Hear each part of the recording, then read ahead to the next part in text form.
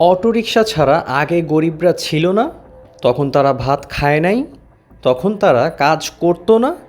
Autorickshaw বন্ধ হলে তারা না খেয়ে মরবে, তাই অটোরিকশা চলতে দিতে হবে। এমন কোনো অযৌক্তিক যুক্তি আমরা মাইনা নিতে পারি না।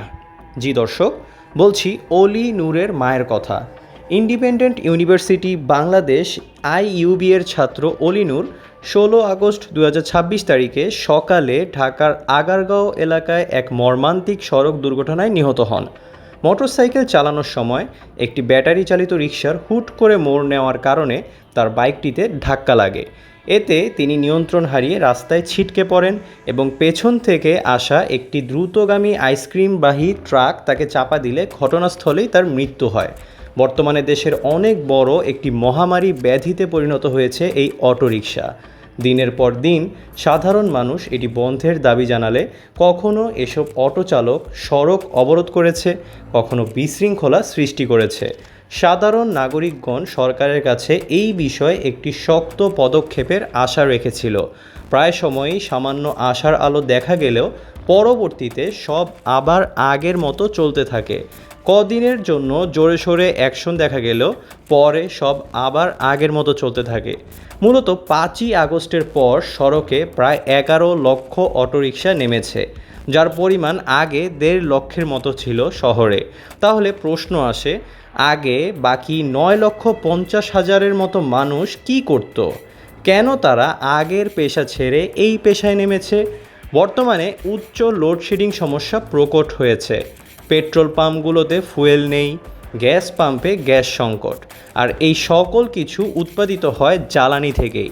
সব মিলিয়ে এই দেশকে ধীরে ধীরে কিভাবে এই অটোরিকশা খাত ধ্বংসের মুখে নিয়ে যাচ্ছে তা এখন মোটামুটি সকলের কাছেই স্পষ্ট। বিদ্যুৎ ও জ্বালানি প্রতিমন্ত্রী অনিন্দ ইসলাম অমিত জানান, দেশের চাহিদা মোতাবেক বিদ্যুৎ ঠিকই উৎপাদন হচ্ছে, তারপরও 3,000-এর বেশি মেগাওয়াট বিদ্যুতের ঘাটতি দেখা যাচ্ছে। কি অদ্ভুত না? দেশের চাহিদা অনুযায়ী বিদ্যুৎ উৎপাদন হলেও তারপরও ঘাটতি রয়েছে। আর এই ঘাটতি পোষাতে যখন আরও উৎপাদনের জোর দিতে হয়, তখন জ্বালানি সংকট দেখা দেয়, ফলে গ্যাস ফুয়েল খাতেও ঘাটতি সৃষ্টি হয়। প্রশ্ন হলো, এই 3,000 মেগাওয়াট কোথায় যায়?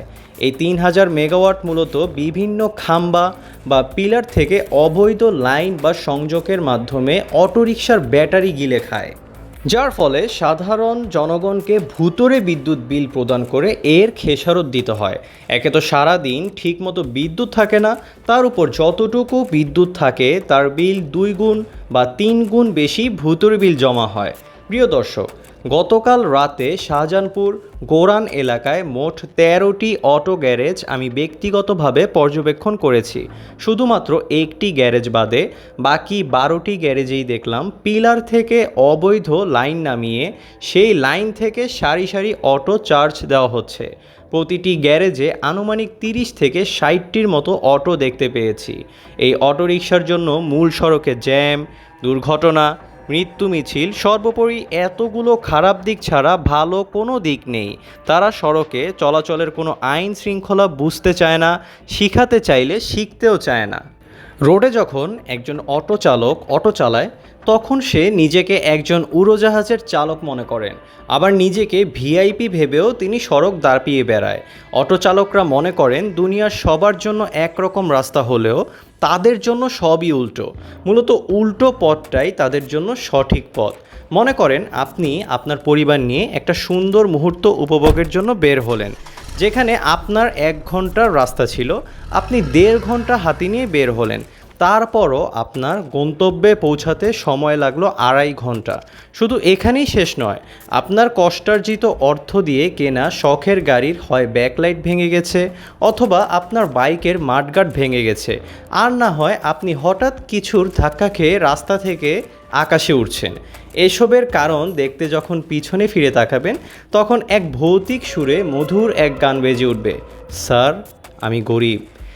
এই 2 বছরে অটোরিকশার জন্য কত কত প্রাণ ঝরেছে তার হিসাব করে শেষ করা মুশকিল। শুধু বাইকের কথাই যদি বলি, একজন বাইকার নিরাপদে সুষ্ঠুভাবে সড়কে চলার জন্য প্রতি 2 বছরে 2300 টাকা ট্যাক্স সরকারকে প্রদান করেন। একটি 4 চাকার জন্য এই ট্যাক্সের পরিমাণ 25,000 থেকে 2 লক্ষ টাকার মতো হয়। তাহলে সরকারকে এই পরিমাণ ট্যাক্স প্রদান করে একজন সাধারণ নাগরিকের সড়কে চলাচলের নিরাপত্তা, বাহনের নিরাপত্তা ও সুষ্ঠু পরিবেশ কোথায়? এর জবাব সরকারকে দিতে হবে। আমরা সাধারণ জনগণ সরকারের কাছে এই অটোরিকশা নামক মহামারী ব্যাধি থেকে মুক্তি চাই। প্রয়োজনে এই অবৈধ অটোরিকশা নির্মূলে আমরা সাধারণ জনগণ সরকারকে সহযোগিতা করতে প্রস্তুত। আজ যখন এই ভয়েস ওভার দিচ্ছি তার ঠিক কিছুক্ষণ আগেও নিউজে দেখলাম মাননীয় স্বরাষ্ট্রমন্ত্রী সালাহউদ্দিন আহমেদ বলছেন মহাসড়কে 3 হুইলার চলতে দেওয়া হবে না। নিউজটি দেখে আমাদের যেমন ভালো লাগা কাজ করে তেমন ভয়ও কাজ করে যে এবারও কি আগের মতো আমাদের আশা ভাঙবে। আপনার এই সিদ্ধান্ত দ্রুত কার্যকর ও বাস্তবায়ন করুন স্যার, আমরা এই আশায় রয়েছি। সকলেই সোচ্চার হন, আওয়াজ তুলুন। অটো বন্ধের আর কোনো বিকল্প হতে পারে না।